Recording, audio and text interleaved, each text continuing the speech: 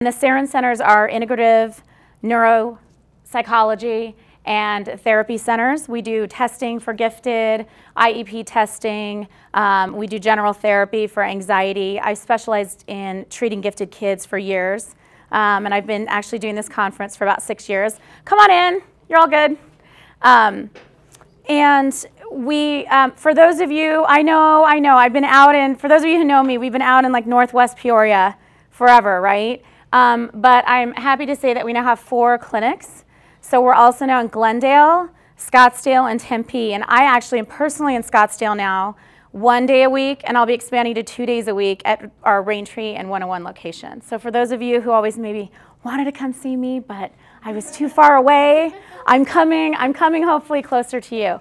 And we'll talk a little bit throughout the presentation of some of the things that we can do to help your gifted kids. I know none of your gifted children need any help, but just in case in the future they do, I'm just kidding, then we'll go ahead and help you.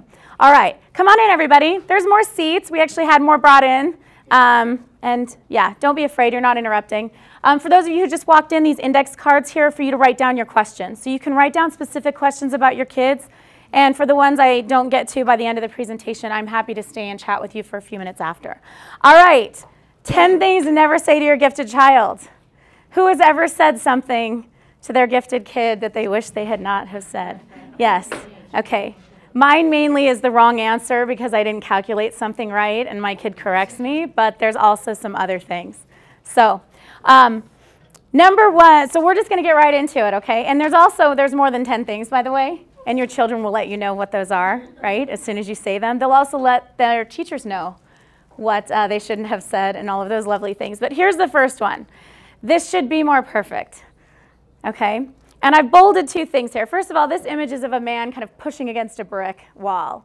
And should is a very, very dirty word, okay? Whenever you hear should come out of your mouth or someone's mouth, what you want to understand is that this is what's happening. You're butting heads with the universe. Should means that something's not happening that you want to be happening. And instead of dealing with that, the real thing, should is a dirty word, okay? And so when you're talking to your children about what should be happening and it's not happening, what you're really doing is you're kind of actively resisting, right? And there's a lot of situations with gifted kids that we think about this. You know, you should be more patient. You shouldn't be this intense. You know, you should. And so just want to notice when that's your tendency. And what we want to do is we always want to be handling what's really right in front of us. Okay, so forget should. What really is happening and how can we help in that situation? And then perfect is up here, because generally, gifted kids actually have difficulties with perfectionism. Not all of them, okay? And guess what? I love when I ask gifted parents, like, so your kids are gifted, so are you? And they're like, no, we're not gifted. It is very, very genetic. So even if you weren't identified as a kid because they weren't doing that as much, many parents of gifted children are also gifted and also have genetic gene variants that make their brains more efficient and able to process a lot of information, but they also can be quite intense and anxious. And so if you have your own perfectionism and your child is also a perfectionist, that is kind of a recipe for a lot of anxiety kind of building on itself, okay? So you want to watch the shoulds and you want to watch the perfectionism, and that's my first recommendation to you, okay? The other thing about doing the shoulds and the perfectionism is that gifted kids tend to have intensities and overexcitabilities, okay? And these are Dabrowski's theory that gifted children have a lot of developmental potential. It exceeds that of individuals of average intelligence, but they can have these intensities, okay? Intellectual intensities, constant curiosity, the need to be precise and perfect and right with all of these things. Emotional intensities. Has anybody ever dealt with that with your gifted child? Probably not, okay, just kidding. Gifted kids can really go from 0 to 100 very, very quickly in terms of getting very frustrated. And I see that almost every day with my 8-year-old, and learning how to calm. Your first job, if they have the emotional intensity, by the way, is to calm down their nervous system. And I will be talking to you today about some ways to do that that are very, very easy. Loved the keynote this morning, and she had a beautiful example of her child really struggling with intense anxieties about public speaking. And some of you saw that we have a touch point booth. I wish he had had those touch points, because toning down nervous system reactivity in real time can actually prevent reoccurring emotional intensities and these situations where your kids are kind of worked up, right? Because here's how your fear system works. Once you get worked up about something in a situation, your fear system's supposed to lock into it and get continual worked up, and your brain learns to avoid what's unpleasant, okay? So if you have gifted intensities and you are projecting those onto your kid, like homework, for example, okay, then that is going to build on itself, and you may be creating a child who's going to want to avoid that. I am not immune to this, by the way. My son was taking a chess class when he was 5, okay? And I was literally sitting there, and he made a move, and I was like, really? Really? Do you want to make that move, Christopher? Because think about it. You didn't look at the rook. Do you see the rook? Whatever. And I'm actually hovering over my 5-year-old, you guys, my 5-year-old. And I just took a pause, and I was like, what am I doing? I was such a tiger parent in that moment. And I looked at the instructor sheepishly, and I'm like, I'm just going to go in the corner and sit down and just like push myself in the back of the corner, because I could not help myself but like hover and stress out about what chess moves he was making when he was 5. Does it matter? No. But for some reason, my brain was really attached to that. And I think some of us all have these things that we're really worried about. If this isn't right now, there's all these things in the future that may go wrong, right? Gifted brains tend to be very good at predicting and catastrophizing.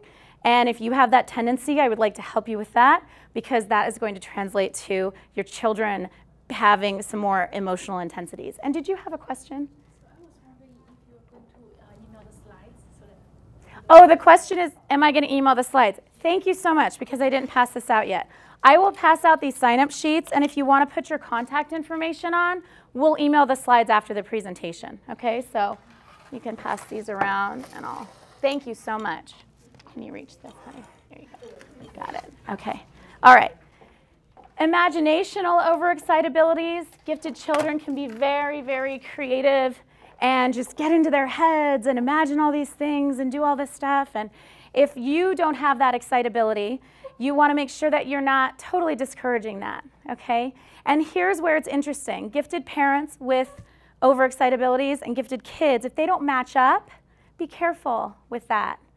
And honor and respect your children for not maybe matching that up.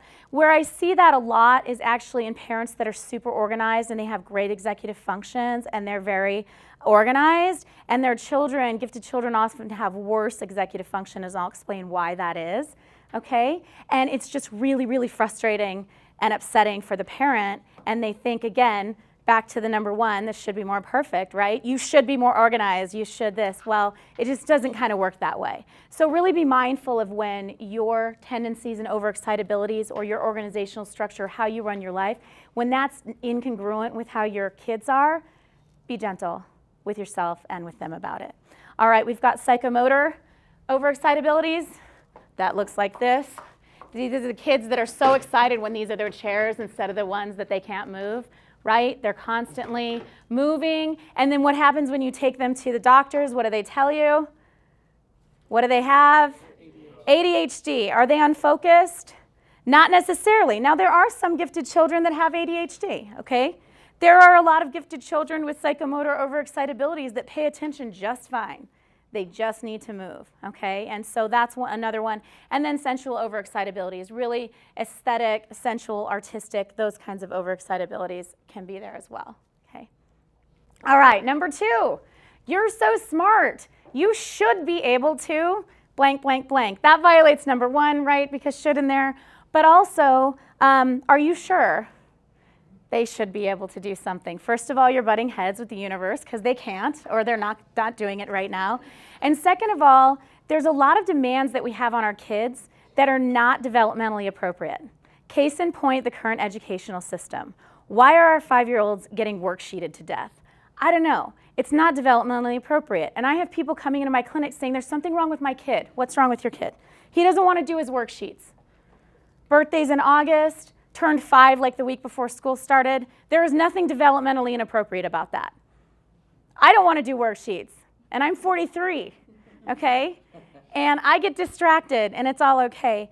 But notice the schools keep upping the organizational and the executive function requirements, but your kids' brains aren't developing any faster, okay? So when you've got a school that, for example, has 5 minutes in between classes and no bells or structure or anything like that, and your 5th grader is in there, I wouldn't expect that 5th grader to be able to manage all of that and manage all of the teachers and manage all of the homework and do all of that. So don't assume just because the school thinks your kids should do it that your kids should be able to do it, okay? And also, a lot of times smarter kids have poor executive functions, okay?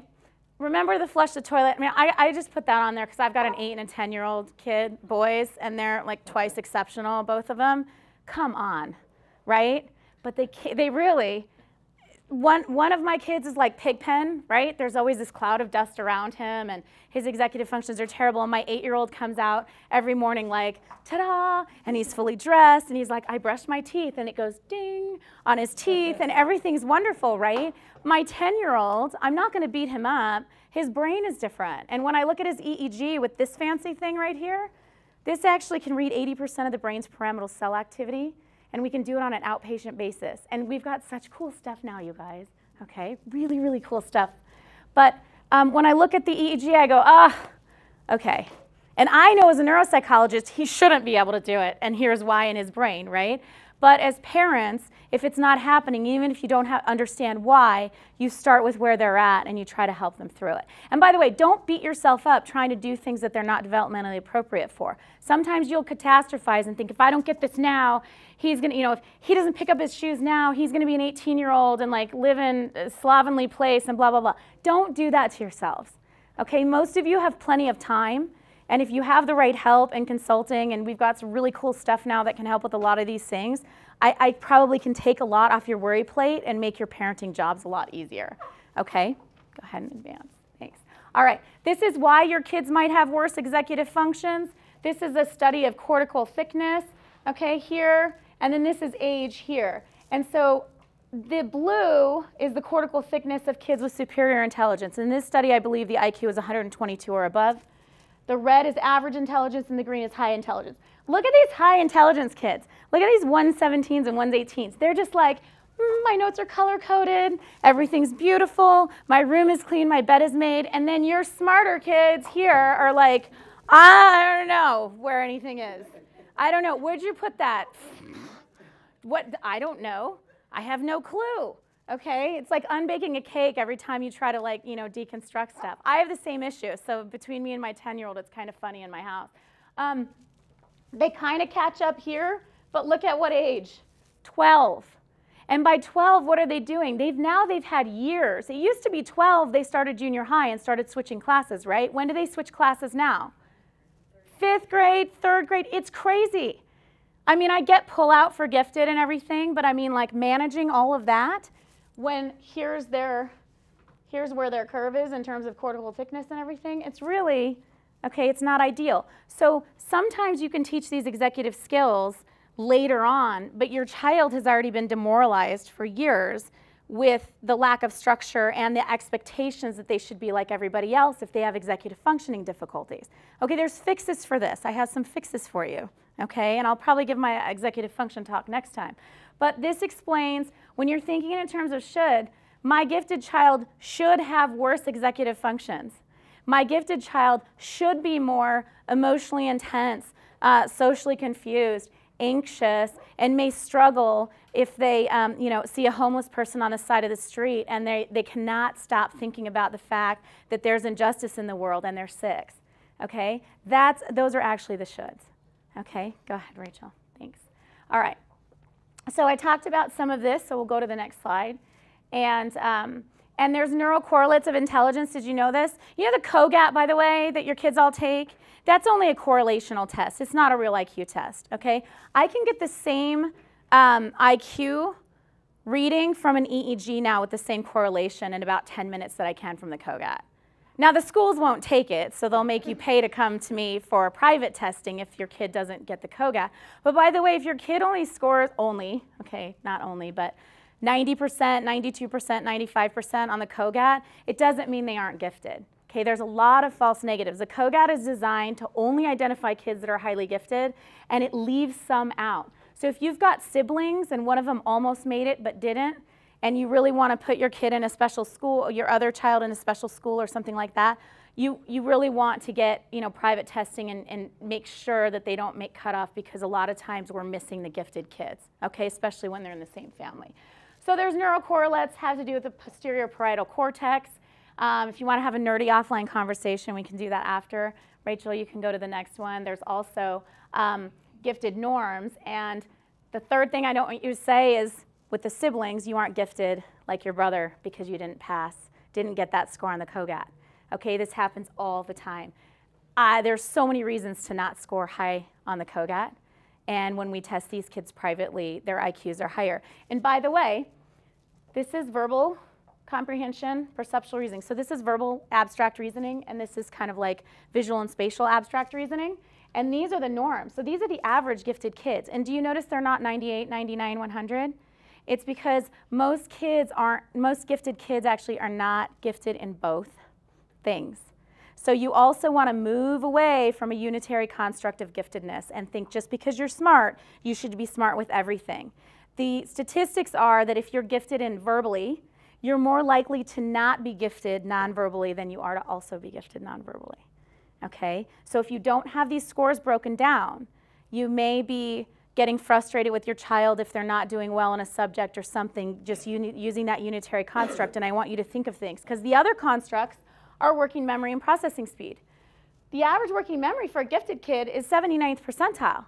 Just because they're smart doesn't mean they can hold on to a lot of things at once in their mind. And working memory is mental control and manipulation. So I'm going to say some numbers, and I want you to say them backwards. So if I say 1, 3, you say? 3. Good. 4, 7, 9, 2. 2, 9, 7, 6, 1, 4, 2, 8. 8, 2, 4, 1, 6. You all did worse on that than you would have one-on-one, because there's an anxiety component of other people hearing you. And anxiety will tank your working memory, okay? And this is really important when we're going to talk about like using touch points and everything, because your ability to process and manipulate information is dependent on how much anxiety you're experiencing in the moment, okay? And your kids, when I get a kid who's gifted but their working memory is lower than this, they actually can't harness their abstract reasoning ability. Because think of what you just had to do digits backwards, and that's part of an IQ test, by the way, is you needed to kind of, did you take a picture in your head? Did you kind of picture them? And then you pluck them off, sort of? That's called your visual spatial sketch pad. And what that is just sort of this visual representation of what's happening, and to manipulate it, you have to visualize it and pull it off. If you can't do that, if it fades, it's the etch-a-sketch effect is too fast, then you're going to be an inefficient learner. And when I get kids who struggle academically, the very first thing I look at is working memory.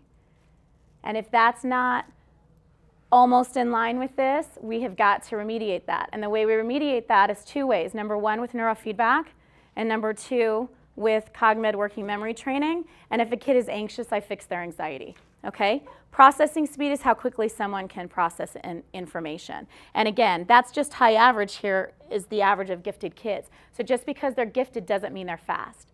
Okay? All right.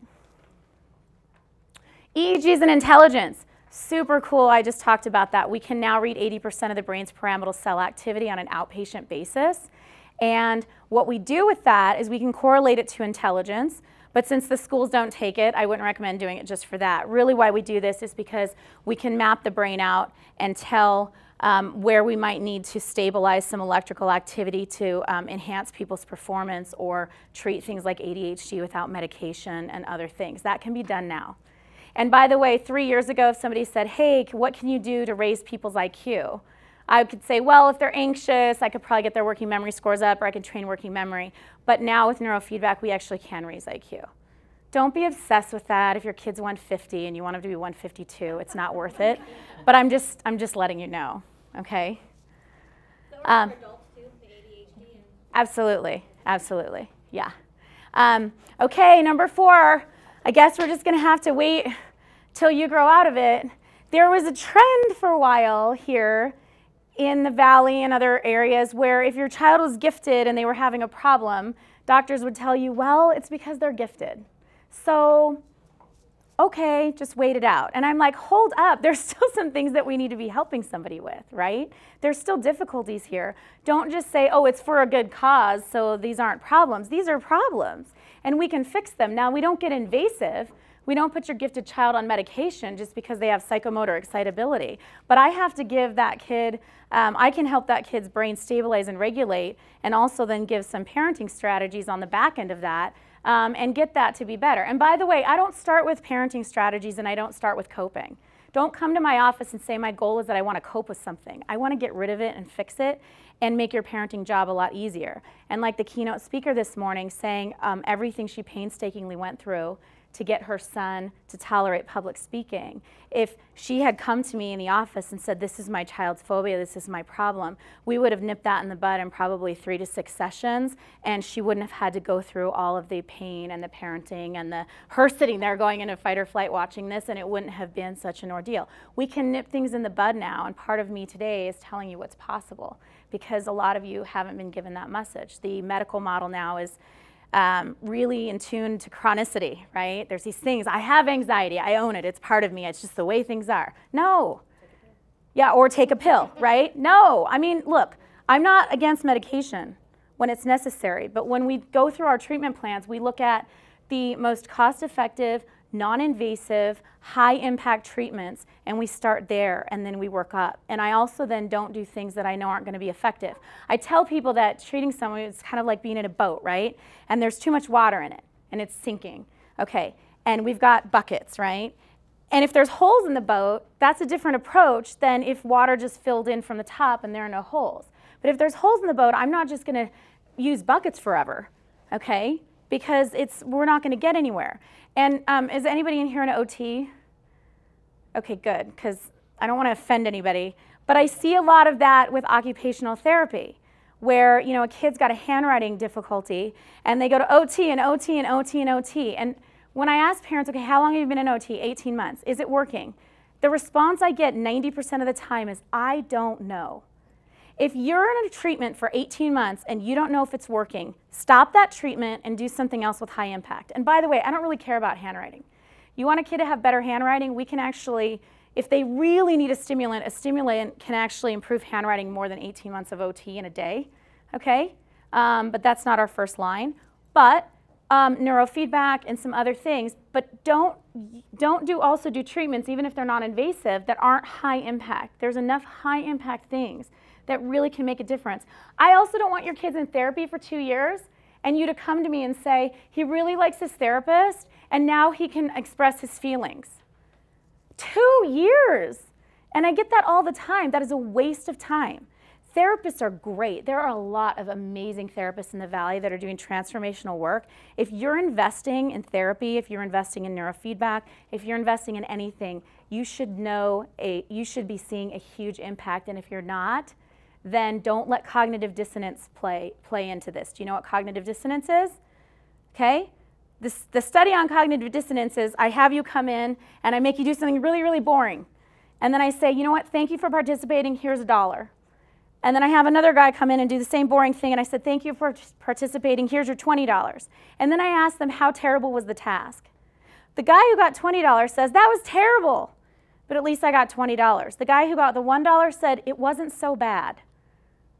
That's cognitive dissonance. I'm a schmuck if I did that boring long task and I only got $1 for it. And I'm a schmuck if I spent 2 years in therapy and $5,000 and it really didn't work.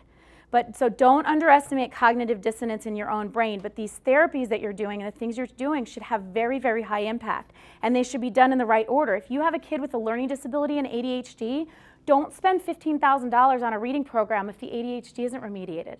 Do neurofeedback first, and if they need medication, put them on medication first, and then you do the reading program. And by the way, those programs don't need to be $15,000. Okay? I know they are, but they don't need to be. Okay, next slide. All right. Here's some brainwave stuff. Isn't this cool? You've got slow waves, delta, theta, alpha, beta, and then all the way to fast waves, gamma. And the reason why I'm telling you about brainwaves is because I'm going to talk to you about some of the things that we're doing. and some of the cool things we can do. So see this? I can take this, and in 10 minutes, I can get this of your child's brain or your brain.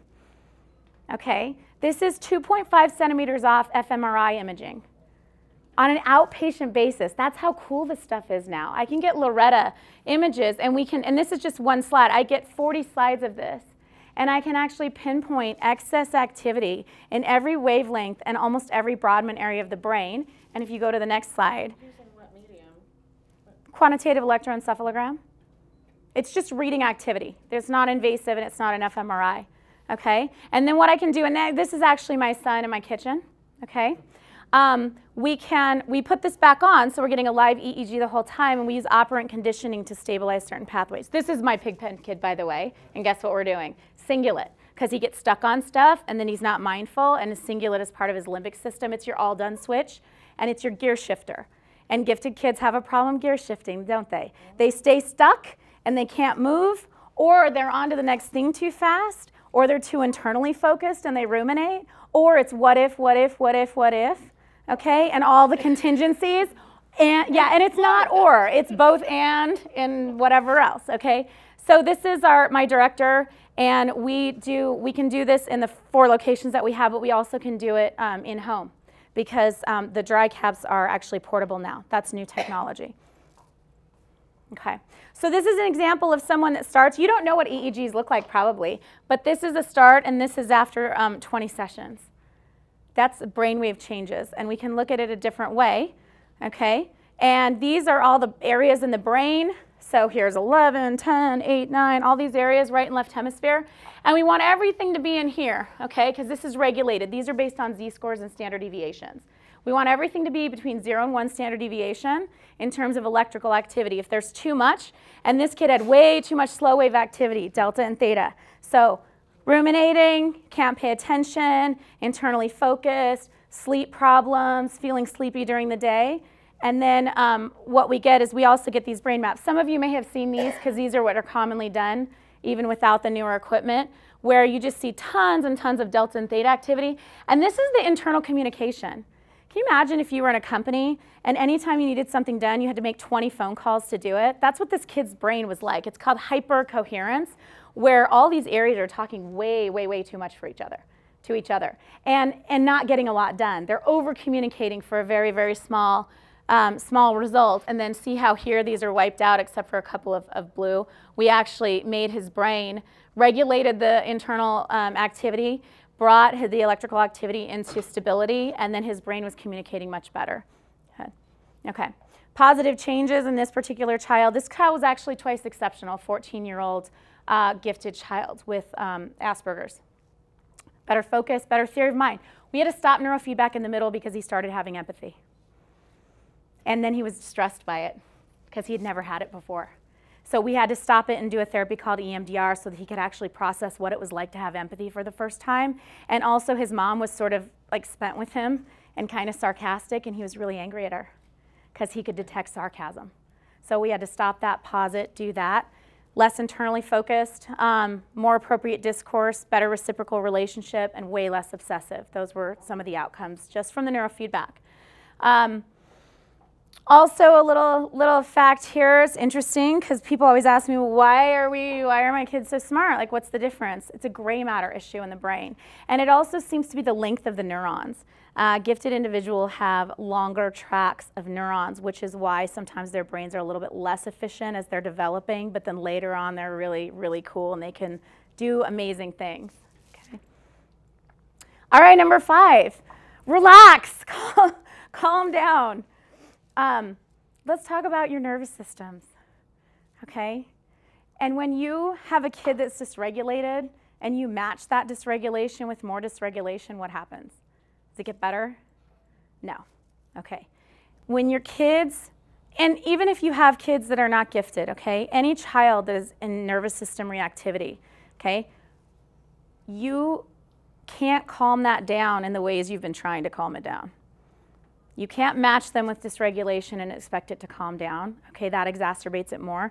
You cannot talk to them when they're dysregulated, okay, because they can't hear you. The whole point of sympathetic activation, you've got 2 nervous systems, sympathetic and parasympathetic in terms of this, And parasympathetic is rest and digest, calm, empathic. Sympathetic is stress and fight or flight. And the minute your brain, and your brain does this in hundreds of milliseconds, can start putting you into the sympathetic continuum, your thinking brain starts to shut down.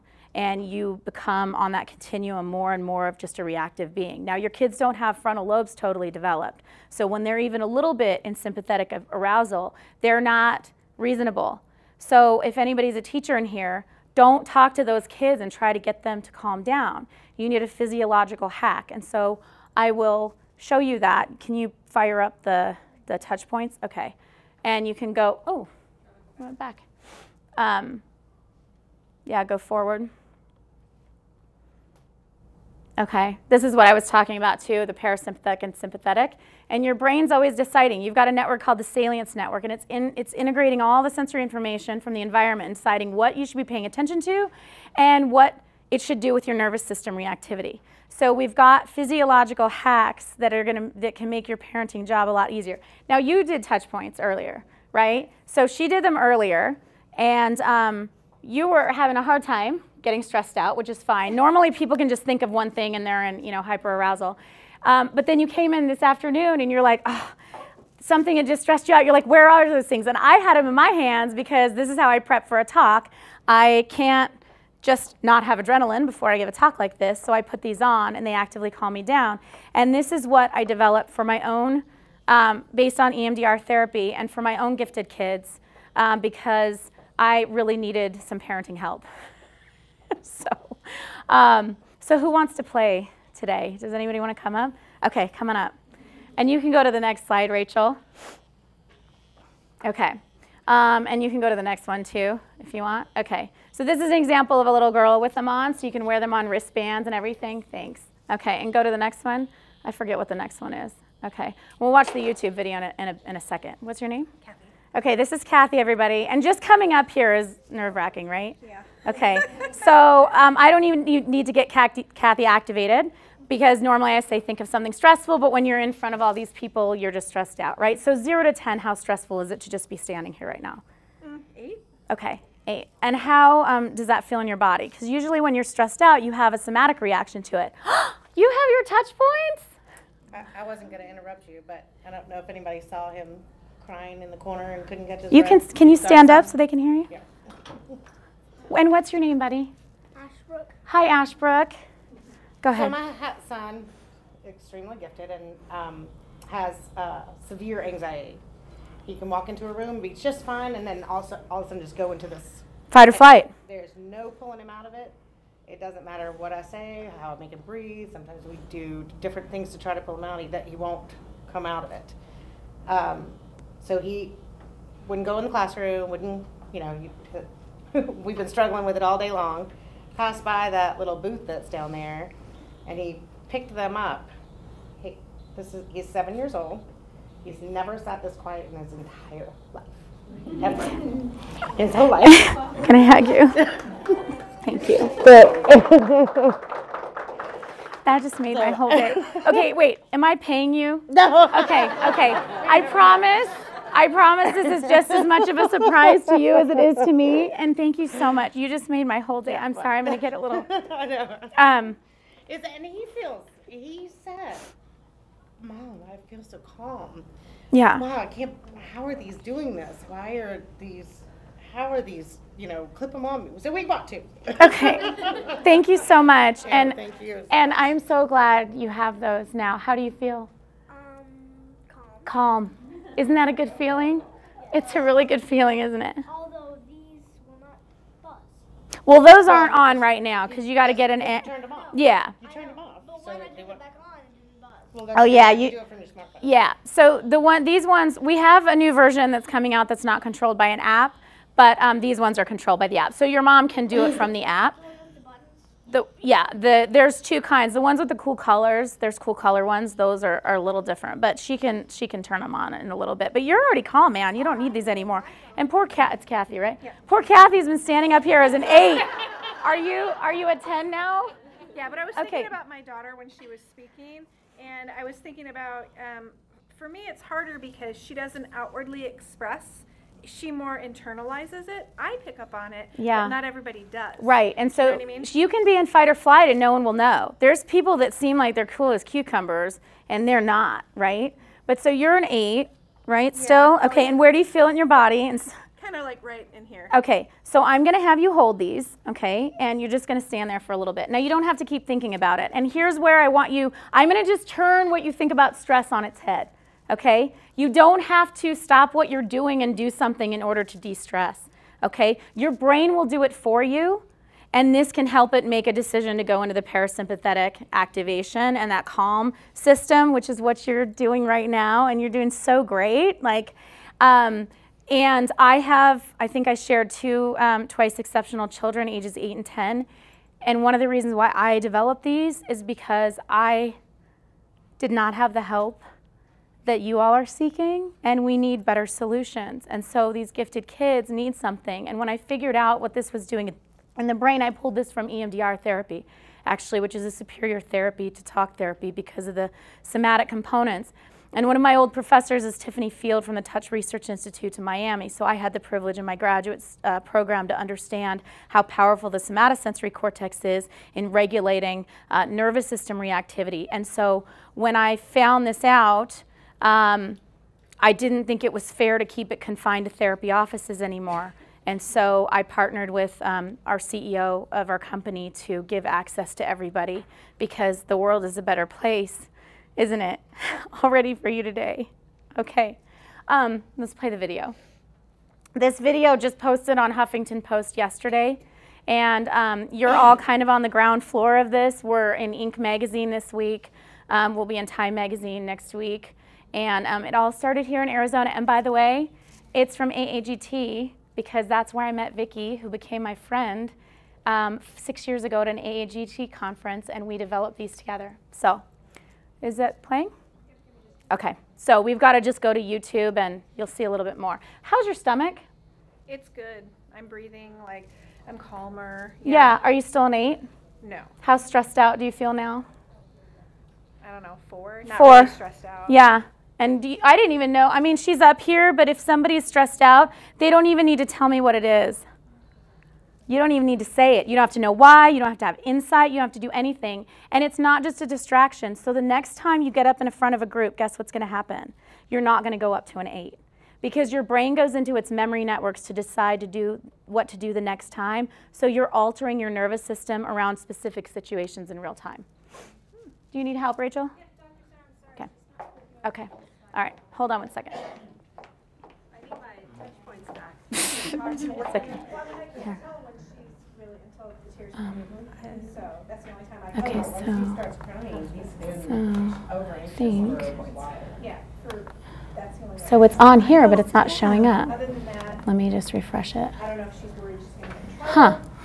She's very, like, Why did it do that? and so she doesn't want to, Okay, well I clicked it back, so. so she doesn't want to get in trouble. So she, Okay, let me minimize this. anyway. Minimize that. Just get you a minute. Okay, dang it.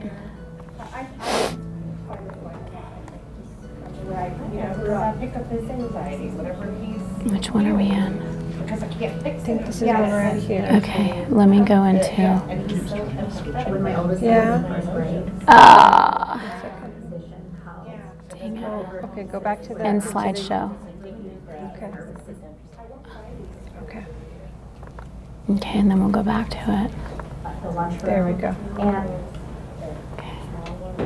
Okay, here we go. Stay with me though to figure it out. Okay. I didn't care for the house. Okay. I saw it firsthand. Okay. So, How you doing? Good. Good? Okay, and there's a residual. So you're gonna, okay, someone else can come up after the video because it's not that loud, but.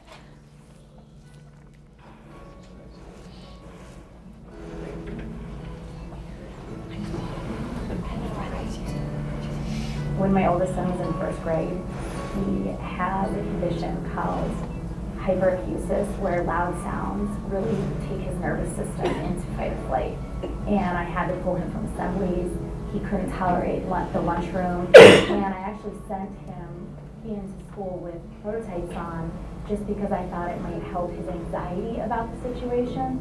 But it turns out he could regulate. He never even went into fight or flight, and he could tolerate lunch, and I didn't have to pull him from assemblies anymore. This technology can help with stress. It actually is helping with sensory integration in children. And that led to people in the autism community picking this up and now saying, this is amazing, now I can take my child to Disneyland. Usually when someone is autistic and they're actually in situations that other individuals can handle, the lights are too bright, the sounds are too loud, they're in nervous system dysregulation the entire time, they can't tolerate it. The touch point seems to help them tolerate it. Okay, go back. Yeah. Okay, I'll let you full and I'll help you. Does anybody else want to try these? Yeah? Okay. All right. Can you think of something stressful?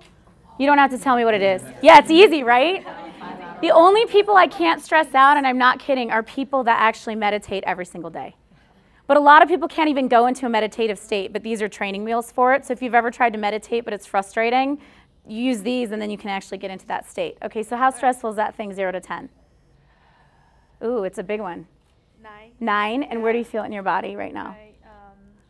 Little bit here. Okay. Like making me feel dizzy. Dizzy? Okay, Here. dizzy and right here, and that's intense. Like, is that Yeah. like a 9 too? Right. Okay, great. Hold these. Okay, and what's your name? Susan. Susan. Okay, so Susan's not even going to think about it, okay? Because again, you don't need to talk about it, you don't need to think about it.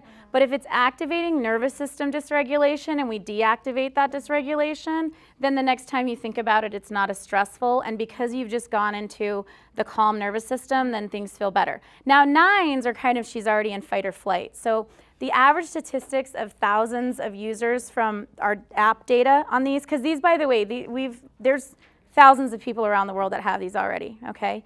And we have their app data when they enter in those stress numbers.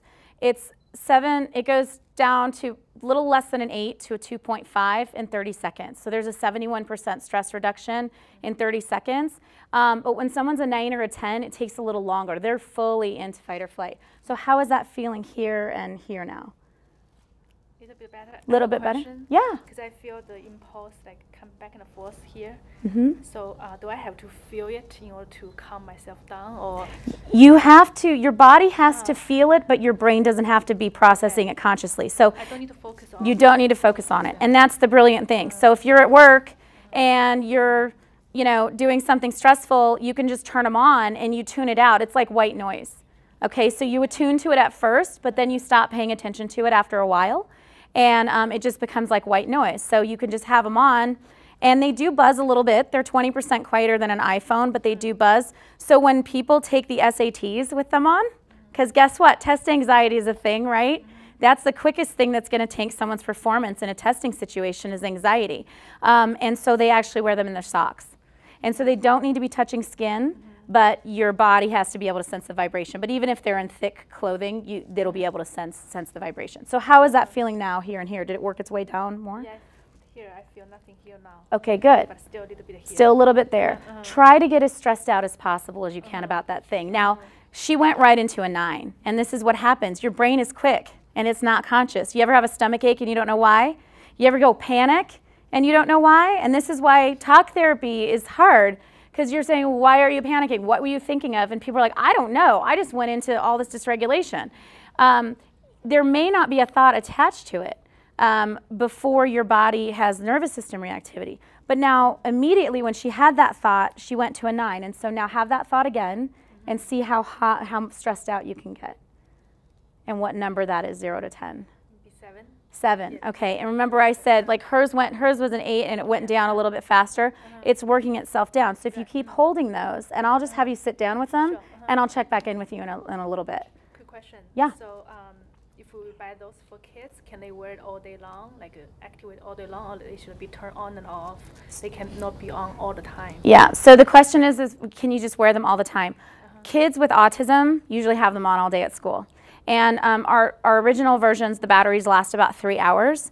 The new basic versions, they don't require an app, and the battery will last about 6 hours. So you can almost get through a full day of school with just one set, and they're a little less expensive. So parents who want to rotate them out and have them on all the time, if their kids are they're autistic or very, very, very anxious, the basics have a little bit of longer battery life. Okay, so go ahead and have a seat. And if I had clips, she could clip them on. They actually come with clips too. But for now, just keep them in your hands and I'll explain what's happening. So this is another picture we can get from the EEGs. And this is a 38-year-old CEO. And this is his excess beta activity. So too much high frequency activity in his brain. And this is after 30 seconds of touch point. That's how much that goes. And beta is associated with some anxiety. So when I look at your kids' brains, guess what? High beta. The ones who are kind of like can't get them out of bed in the morning and they just don't care and they're kind of a little amotivated, they have probably a little more predominantly slow wave activity. But a lot of the gifted kids are like your high beta kids, and this is going to reduce that activity. And then it's like they emerge from that, you know. Go ahead and go to the next slide. Okay.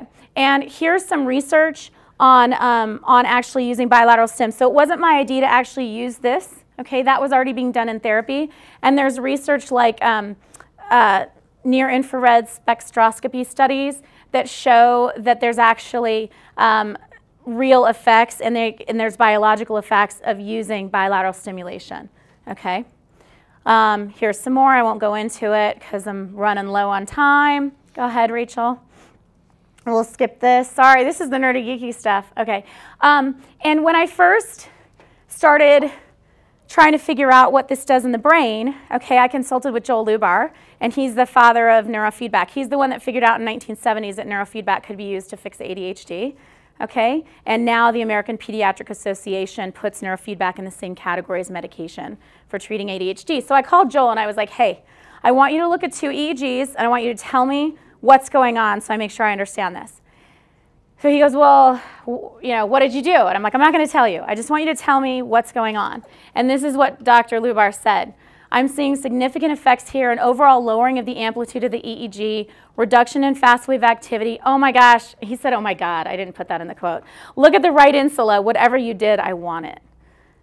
And that's what he said. And this little spike right here in 13R is our key, you guys, in the salience network. That's delta activity. And this is actually making your brain make a different decision about the stress response. And I'm telling you, it's a miracle.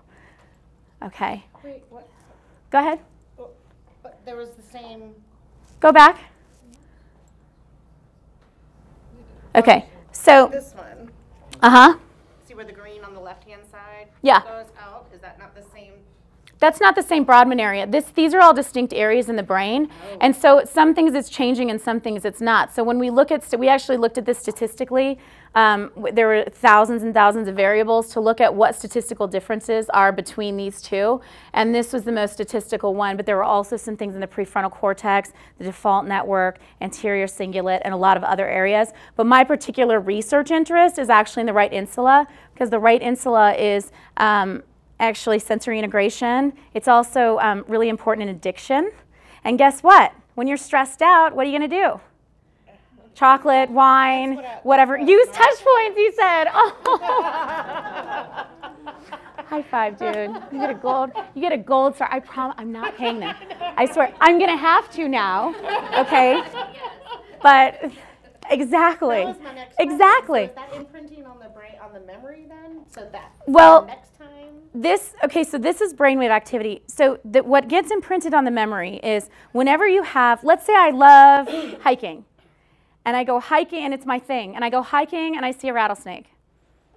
I'm more likely to not go hiking the next day and to avoid that because I went into fight or flight the last time, okay? But let's say I think about that now with touch points on, that thing, going hiking and seeing the rattlesnake, and my nervous system doesn't keep reacting. I'm not going to avoid hiking anymore because I had a different nervous system activation. Your brain does go into its memory networks to say, hey, what happened last time? Hey, and that's why when people have negative experiences, they start to develop phobias or avoidance patterns. And by the way, most of your behavior is not under your conscious control. It's not. You actually are a ball of reactivity of whatever's happened to you in the past, and you don't even know it. Because when I do EMDR and we clear out some of those memory networks, all kinds of different behaviors change that we didn't even know were associated with one another. It's really, really cool. Okay, but your memory networks are incredibly powerful in dictating what you do or don't do. And if you don't believe me, tell me why you're a little overweight, or you're a little underweight, or you didn't exercise this morning, or you said the wrong thing. It's because a lot of our behavior is not under our conscious control. You can get it more in your conscious control if you're in parasympathetic activation, because when you're calm, you're thinking, and you're more empathic, and you're more connected. So we're doing some really cool studies. Our next wave of, right now we're looking at semi-pro athletic performance and cortisol levels, public speaking, ADHD. It actually lowers the hyperactive movement in kids with ADHD and helps them focus, and there's some reasons why that might be. And we've got some studies with autistic kids and a bunch of other ones I won't go into. But our next wave is empathy. Because when you have these on and you're not all over the place and you're not angry or wanting to, craving something that you know you're trying actively not to do, okay, you're actually more empathic. Yes? Can you do, like, if you're on ADHD, anti-anxiety medicine, have you seen patients come off of that by using the, like, you know what I mean? Like, I know there's a trend to come off of that stuff. Sure. Like, to come off medication to do. Sure. So my mom has a phobia of flying, and she would take, I don't know what, some kind of Xanax or something like that, and now she just brings her touch points. And she did that 4 or 5 times, and now she doesn't even need them. Yeah, yeah. Coming down, I know there's. All those medications do is yeah, and one of the great medications for kids with autism are beta blockers. All that does is reduce the heart rate so it's not going into pounding and sympathetic activation. These are physiological issues. They're not, and yes, so the answer is yes. Also, sleeping pills, there's a lot of people who you just can't get those thoughts to stop, and anxious kids sometimes spend up to an hour, hour and a half a night trying to go to sleep. Okay, so you think they're asleep and they're not. Okay, you put touch points on, they ease into sleep because their nervous systems are calm enough. And if you can get your nervous system calm enough on its own, you don't have to take Ambien to do it. Yeah, he was saying downstairs about putting them in your socks. He said that, you Uh-huh. put them in your socks and maybe you have to go take them off. But Right. kids fall asleep with them in your socks. Right, right. Okay, so I'm going to move on now. How are we doing, by the way? I know it's getting late. I don't even know what time it is. Okay, we're almost good. We're almost done. We've got 6. All right. Every child is gifted. You're no different from anybody. Please don't say that to your gifted kids. They have invisible differences, okay? But they are differences. And not every child is gifted, just like not every child is tall. Okay, giftedness, although there are some facets that are not measurable, the definition really is intelligence that is about 2 or more standard deviations away from the norm. It is very much a difference. Your kids are outliers. They're in the minority. It's best to embrace that and actually be productive in how you're talking to them about that instead of trying to convince them that they're the same, because invisible differences, when they're not dealt with appropriately, can be really difficult. How are you feeling, by the way? Much better. How stressed out can you get about that thing now? Actually, before you asked me, it was gone. It was almost gone, and then I asked you, and did I spike it back up a little bit? A little bit. Okay, we'll just keep those on. And if anybody wants to, feel free to go up and take them from her, and you can try them out. Okay, so sorry, Pollyanna, not every kid is gifted. Okay, next one. You have to show your work. Did anybody come up with this, have this problem, where your kids totally mastered something, and the teacher's like, I'm sorry, you get an F because you didn't show your work? Or, how did you come up with this answer? And they're like, this is part of the advantage of these long-range connections. They don't freaking know how they came up with the answer. Sometimes they do, but you're asking them sometimes to unbake a cake. And when you're talking to teachers, I know it's hard because, unfortunately, teachers are wonderful, but a lot of them haven't been trained on giftedness and they don't understand, okay? But you cannot unbake a cake. I cannot surgically extract the salt, okay? And so it's really frustrating for gifted kids to have to go back. I have this problem with memory where someone's like, well, do you remember when this and this, what happened then? And I'm like, oh my God, I don't know what's already integrated. That's actually one of the great things about my brain is it integrates things like that. So I only have to read something once and it's already like embedded, and then I can't pull it back out, right? And so if your kids have this issue, please understand, if you are somebody that's organized, structured, and it's easy for you to unbake a cake, it might not be easy for your kids. And if they've mastered something, you can tell their teachers, hey, I know once they know all the definitions, they're supposed to write it 5 times, but could you have my kid do something else maybe that doesn't tax you? Please keep in mind, by the way, that these teachers are so taxed. They have to deal with emails from parents and all of these regulations, and they change the curriculum all the time and all of these things. So just make sure when you're trying to advocate for your gifted child, if they're not being serviced correctly, be mindful of the teachers and how much they're managing on a daily basis. And there's probably no perfect solution for your child if they're an outlier, okay? Stop asking questions, okay? Alexa's my friend, okay? We have 3. You have 3 Alexas? You know what? Yeah. Hey, you got to do what you got to do, because Alexa's my friend. There are good parenting strategies out here, okay? Your kids are going to drive you nuts with all those questions. Why not have a robot with Asperger's answer all of their questions, okay? And I say Asperger's because if you don't ask her very precisely, she cannot compute, okay? And here's what I tell people too. If you have a child with Asperger's, talk to your child the way you ask Alexa questions. They will understand you much better. Or you're crying back there in the corner, right? Is this, you feel my pain, right? My redhead that you saw in that video, he's like, Mom, Alexa's so dumb. She didn't know, blah, blah. I'm like, okay, you have to ask her this way. So I had to actually do Alexa training. And I used touch points for that too, because you would actually get frustrated with her that she didn't know everything, right? And so, right, I know, it's a little bit frustrating, totally. Yeah, so anyway. She actually answers when you ask her where she is. Yeah. She says she's here and her head is in the clouds. Did you, yes, she said her head is in the cloud. And do you ever ask her, my kid just asked her the other day, what are you? And she's like, I like to think of myself kind of like Andromeda. Like, she actually has a sense of humor if you play around with it. But use technology, buy extra data so you can put stuff in your phone when you're not at home. Just, your kids are going to be insatiable and curious, and really foster that. And if you get frustrated, put your touch points on and it'll go away. Okay, number 9. Okay, you're fine. You're fine. You're fine. Kid, Mom, I'm afraid of the dark. You're fine. Nothing's going on. Go to bed. Okay? Don't be dismissive when your kids are nervous. Okay? Your job, your first job is, if your kid is in nervous system dysregulation, is to get them regulating better. That is your first job. It's not to get dysregulated yourself because you're upset that they're dysregulated. You are the emotional container. Okay? Right? Don't you throw your own tantrums. And I have something for you if you do that. Okay? If their nervous system, and it doesn't have to make sense, by the way. Your fears don't make sense, and your kids' fears may not make sense either, okay? Stop trying to make sense of it and stop trying to logic them out of it. Sometimes that works if they're not in fight or flight. Like, my son was afraid, he heard a noise the other night, and I've got a little mini golden doodle. She's like this fluff ball, and she thinks she's a pit bull. So I'm like, hey, bud, you know what? He wasn't in fight or flight, so I said, hey, look, you know how if somebody's really at the door, Scout will bark and she won't stop?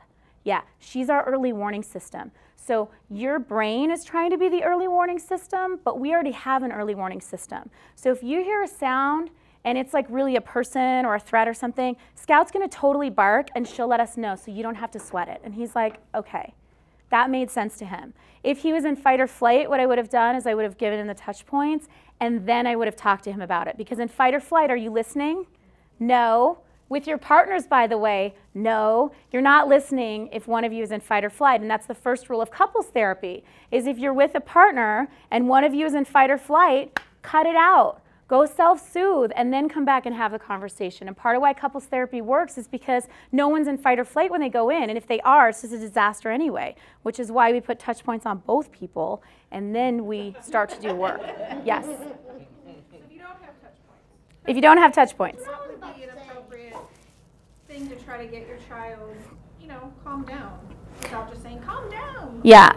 So usually it's physiological distraction. You can have a calming basket with different things, and you put it on your child. So my kids now, I'll say my redhead's feisty, right? And if he starts getting upset, I'm like, you can do touch points or you can calm down by yourself. And he'll go, I'll calm down on my own. And then he goes and does it. Okay? you know, you can have things too. You can have balls, and you can let them go out and jump on a trampoline. You can have them do that. You can have them do jumping jacks if they want. But the problem is when they're in fight or flight, getting them to actually make a choice to do something is not happening unless there's something that's really fast that's going to work. And if they know that they don't have a choice, like my kids, I'm like, this or you got to figure it out. And they're like, okay. And if they know if they can't go calm down on their own, then they just do the touch points and they work. But if you don't have those, you can just try things, but you have to sometimes habituate that, and it's really hard if your kid goes right to a 10 really fast, okay? And sometimes sometimes the trick is to not make it worse, right? Just be like, hey man, you're not allowed to yell at me, I'm out. And then you go away and then they'll calm down, right? Because how many times have you been like with your partner or somebody, you keep talking about it, whatever, ruminating about it, and you just stay worked up. But if you had to go do the dishes or do something else, your nervous system would go back into regulation. But it kind of depends on the kid and how dysregulated they are. Okay, next one. Why did you do that? Okay, this is our last one. Mom, do you want me to lie? That's what my son said to me one time. Our attributions about why we do stuff are wrong most of the time. Okay? And my question to you is when you're asking your kid a question, if you ask them why, you're asking for them to get defensive. Okay? Even if it's something they didn't do wrong. Oh, you did that, you wrote that sentence. Why did you do that? That means that they have to get defensive and explain themselves. So if you're going to use a why question, I want you to ask yourself, what, if you had the answer, how would that be helpful to you? Okay? Because usually the answer to why questions aren't helpful at all. And a lot of times they don't know why they did things. And you don't know why you did things either. Do you know why you wore that dress today versus everything else? I mean, it's cute, but... But I know why I do everything. You know why you do everything. Okay. Well, your kids may not. Right. But and I thought I could teach him that, but that's not working. Very true. Right. I do not know what she. yeah. Yeah. And you know what? I do know why I do everything. Okay, and that's fine, but if he doesn't and you have the answer, let's say he did know and he gave you the answer, how would that help? Because it helps me draw a logical path to why or why not he shouldn't and what he should do. Oh my gosh, there's so many whys and shoulds in that sentence. I just like, my head's like spinning around. Like, give your mom the, where are the touch points? In my hand. Ah! And I'm sorry to be so selfish. Kind of. This is awesome. Okay. Love it. All right. Next slide. Okay. Okay. Do you guys want to know about how neurofeedback works? Real quick? Okay. So neurofeedback is operant conditioning. And just like if you ever teach a dog how to shake their paw, they don't know what you're doing, by the way. I know your dogs are smart. They might be gifted dogs, and there's probably another conference for that. But they don't know what you're doing. All you're doing is you're manipulating their behavior and training them with dopamine that pairs up with an EEG response. So if they move their paw and you go click and the click is associated with something, they get a little release of dopamine. So we can do that with your brain and your kid's brain, and that's how we get stability.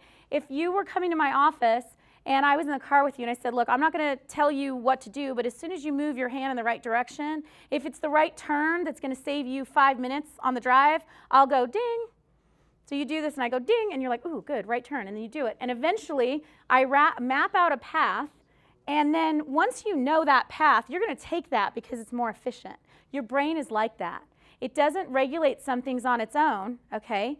But if we condition it to do that, it's more efficient so it stays regulated. It's beautiful. It's not like muscle. Wouldn't it be great if we could all go to CrossFit and just be obsessive for like 1 week, and then we just look like that, and that's just what happens? But muscle is metabolically expensive, and your body is always after homeostasis. So what does it do with muscle as soon as you're done using it? Get rid of it.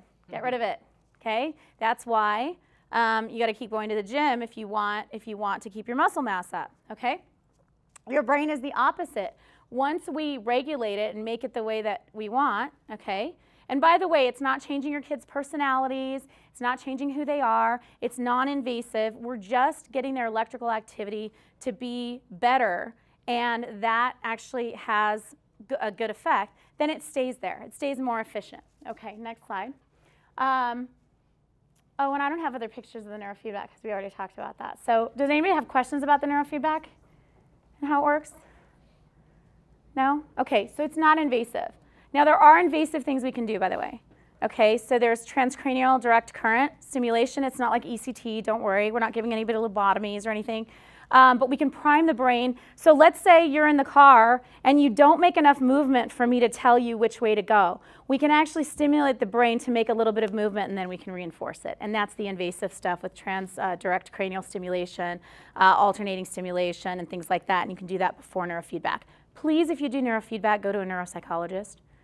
Okay? Don't go to somebody that just bought some equipment and wanted another way to make money that doesn't know anything about the brain, okay? Because it can do some harm in the short term. Not usually long-term harm, by the way, though.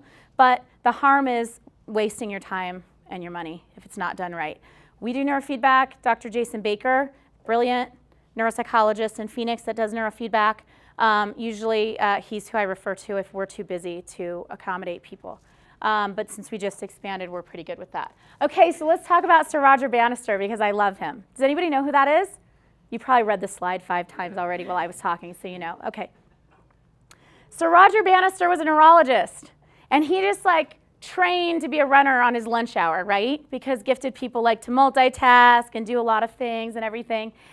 And he didn't even care that he ran the 4-minute mile because he really, really was being into being a neurologist. And he actually figured out, because he had to be efficient, if I do fartlek, these are like intervals, I can actually speed train much faster than all of these programs that people are telling us. And I love this because this is a paradigm shift, right? People are saying this can't be done. And in his breaks, he's figuring out how to do something amazing just as a side thing. Okay, next slide. So he actually ran the 4-minute mile in 1952. And that was actually yoked with climbing Mount Everest, which people also thought couldn't be done. So since then, 4,100 people have climbed Everest. And by 2014, 1,300 people have run a sub 4-minute mile. And this is what he says. No one can say, you must not run faster than this or jump higher than that. The human spirit is indomitable. Okay? So I'm asking you to consider some paradigm shifts here today. Okay? That lowering your stress response or your children's stress response can be easier than you thought. Okay, and there he is, by the way. I'm here to tell you that our technology is better than you thought. Okay, and when it's applied correctly, there can be a lot of improvements. And therapies like EMDR versus talk therapy or play therapy and other things are really, really cutting edge. And so if you talk to somebody and they tell you that your child is gifted and they're anxious, so you just have to manage and cope with their anxiety, I don't want you to believe them. Okay, I want you to understand that at every point in our human existence, there are milestones and thresholds that can be transcended that people don't believe in. And I think you've just seen some evidence of some here today. So don't buy into the fact that mental health diagnoses are permanent. Okay? Coping and managing shouldn't be your goal. Okay? Some things, by the way, are permanent. We can't fix autism. Okay? And we can't fix everything. But there's a lot that we can fix that because people are saying Mount Everest can't be climbed, the 4-minute mile can't be run, all of those things currently, I just want you to pay attention and know that sometimes our only limitation is how we're thinking about things. Okay? And then I want you to strive for this, because you all have your own gifted intensities and everything like that. And sometimes we can be the helicopter parents, or like me in the chess game, you can be the, the tiger parent. But what is this? This is the happy medium.